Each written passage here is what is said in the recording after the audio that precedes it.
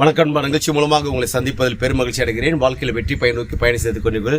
இந்த பயணங்கள் வெற்றி பெற என் அன்பின் வாழ்த்துகள். நீங்கள் இப்போ இருக்கிறதை பார்க்கலாம் 1000 மடங்கு அதிகமாகும்படி நம்முடைய சேனைகள் கர்த்தர் தாமே உங்களை ஆசீர்வதித்து உயர்த்துவாராக. நல்லா கவனிச்சு பாருங்கள். வாழ்க்கையில் கடந்து போகிறீங்க, நிறைய தேவைகள் இன்றைக்கு நான் உங்களுக்கு சொல்லுகிறேன்.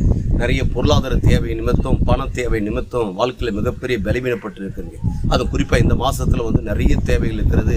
நான் ரொட்டேட் பண்ண வேண்டியது நிறைய இருக்குது. பிள்ளைங்களுடைய ஃபீஸ் கட்ட வேண்டியது இருக்குது. பிஸ்னஸ் வேலைகள், வீடு கட்டுற காரியங்கள், வீடு கொடுத்துன்னு போகணும், இதெல்லாம் செய்ய வேண்டியது இருக்கிறது. அடுத்து பிஸ்னஸில் பணத்தை போட்டாகணும், பிள்ளைங்களுடைய காரியத்தை ஒழுங்கு போகணும், திருமண தேவை வச்சுட்டேன், அதை ரெண்ட் பண்ணி ஆகணும், ஹாஸ்பிட்டலில் சேர்த்து இருக்கிற அந்த ட்ரீட்மெண்ட்டுடைய காரியத்தை பார்க்கணும், சபை ஒர்க்கு அப்படியே நின்று கொண்டிருக்கிறது, நிறைய காரியங்கள் இருக்கிறது என்று சொல்லி நிறைய தேவைகளோடு கூட இன்னைக்கு நின்று கொண்டிருக்கு. நான் உங்களுக்கு சொல்லுகிறேன், ஒருபோதும் கவலைப்படாதீங்க. தேவை நினைச்சு சோர்ந்து போய் இருக்கிறீங்க. நான் சொல்லுகிறேன், ஒத்தாசை வரும் பருவத்துக்கு நேராக என் கண்களே இருக்கிறேன்.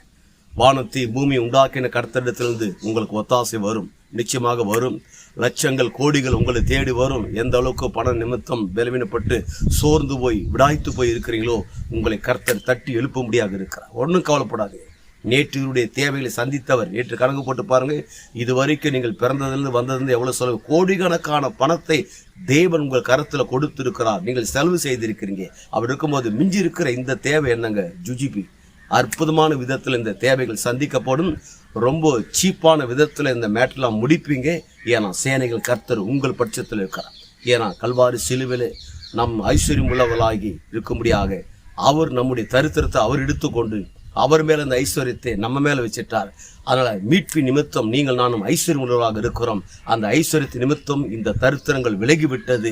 அப்ப ஆசீர்வாதம் உள்ளவர்களாக நாம் இருக்கும்போது ஒத்தாசை அவரிடத்திலிருந்து வருகிறது, ஜோதிகளின் பிதாவினிடத்து வருகிறது. பிரமிக்கத்தக்க விதத்தில் என்ன பாருங்களேன், ஆச்சரியப்படத்தக்க விதத்தில் உங்கள் தேவைகள் சந்திக்கப்படும் போது பாருங்க. அப்படி சந்திக்கும் போது என்ன உண்ட மகிழ்ச்சி உண்டாது பாருங்க. அந்த மகிழ்ச்சி வெள்ளத்தில் அந்த தேவைகளை எவ்வளவு சந்திக்கப்படணும், ஒட்டுமொத்த உலக நாடுகளுக்கு ஆண்டவர் இயேசு கிறிஸ்து உங்களை கடன் கொடுக்கும்படியாக வைத்து சந்திக்கப்படும். நீங்கள் வற்றாத நீரூற்றை போல் இருப்பாய் என்று சொல்லி உங்களிருந்து விடைபெறுகிறேன். உங்க நண்பன் ரவி, பெரியபாளையம்.